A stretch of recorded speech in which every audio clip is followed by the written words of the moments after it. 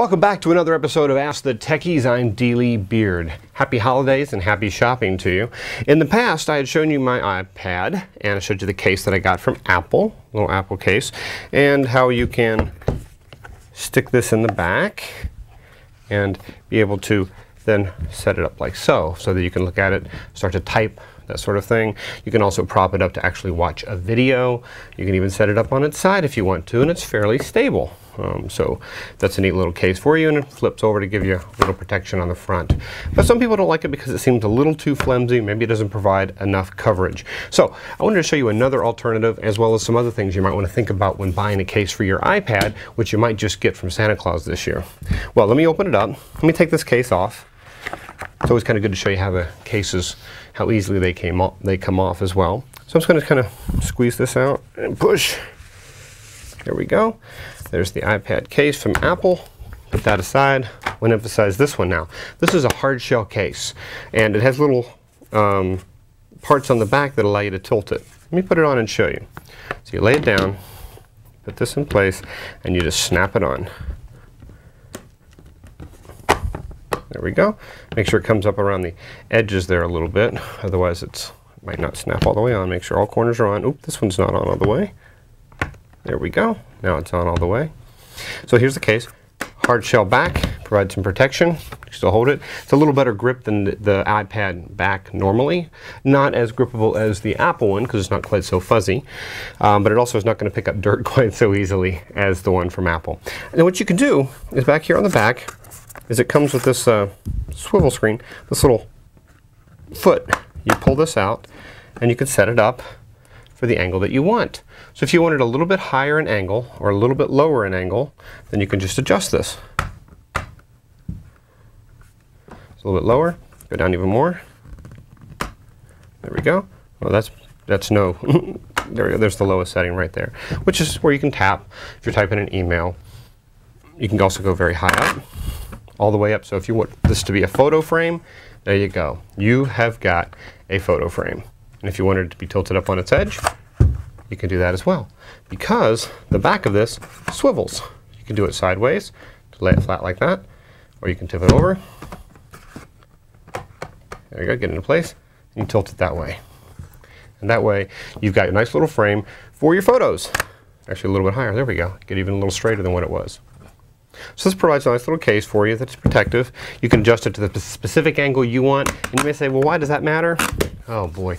Have you ever had the iPad down and you wanted to tilt it up?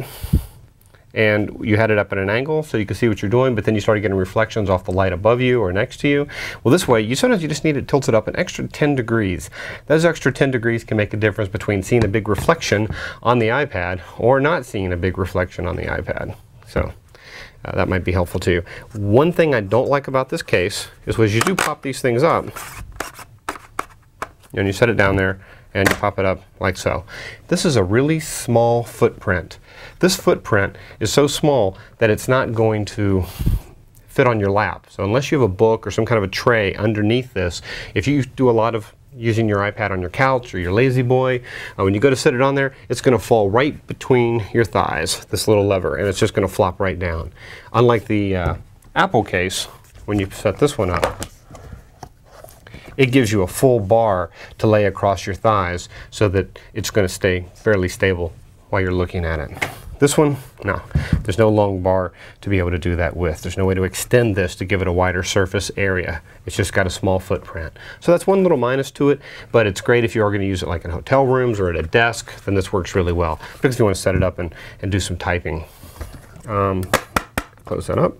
Now, one thing about this that's handy is that you say, well, it's providing protection for the back, but what about the front, that glass front that I'm worried about? Well, you take it off, it'll flip over, and you can put it on the front, so it'll protect that glass screen that's so imperative to the functioning of this device. So let me take it off. Let me show you how this works. Always good to show you how to take it off, how easy it is.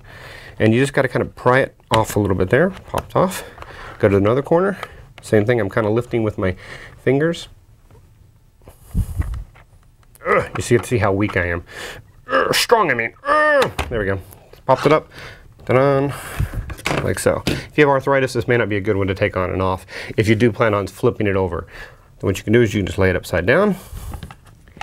You snap it into place. There you go.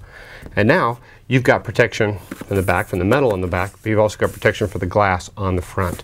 Of course, you always have access to your different controls where you can adjust your volume. You can plug it into the USB port and hear your speakers right there playing the music for you if you want to do that. As well as the on-off switch right up here in the front. Okay. Now, one place where this can be helpful, because this is so big that small footprint doesn't work so well. However, they also make one for the iPhone 4. And you pop this little thing out. There you go. And you got a nice little case to pop your iPhone 4 into. I can't count the number of times that I've been in a restaurant traveling and I want to sit down and I want to watch a video and I have to hold it or watch it laying flat on the table. And this way I can kind of prop it up on its edge and I can actually watch the video that way. So there's devices for here. If you go to their website, you'll find that there are devices for the iPhone 4, the iPod Touch, the Kindle 2, the Kindle 3, lots of different devices. You'll find the cost, like for this iPad one, is about $70 for you to be able to get the one for the iPad case. One other one I wanted to mention to you about, if you do like to have it propped up because you like to type a lot, and you haven't bought a Bluetooth keyboard yet, well, there's another case out by ThinkGeek. And ThinkGeek makes them with a built-in keyboard. That's very handy. Now, one thing to keep in mind is, while this is a very lightweight case, very light, doesn't really add any noticeable weight to the iPad, this one does, because it's got a keyboard built in there with little batteries for the keyboard, as well as it's got a case that wraps all the way around it. And so this would be a way for you to be able to type, as well as prop up the screen so you can see what it is that you're typing.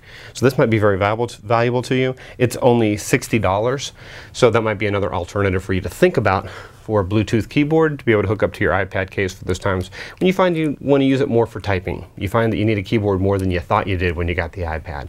Longer emails, you tend to be a little wordier than you thought you were. Okay? Well, happy shopping. Hopefully this helps you to make some choices. Don't be afraid to do a Google search. Look out there, see what the different cases are, and try to pick the one that works best for you. If you have any questions about these cases, feel free to send me a question at questions@asktheteckies.com. Happy shopping!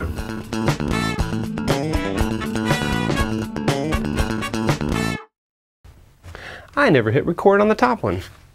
No, I didn't. I gotta do it all over again.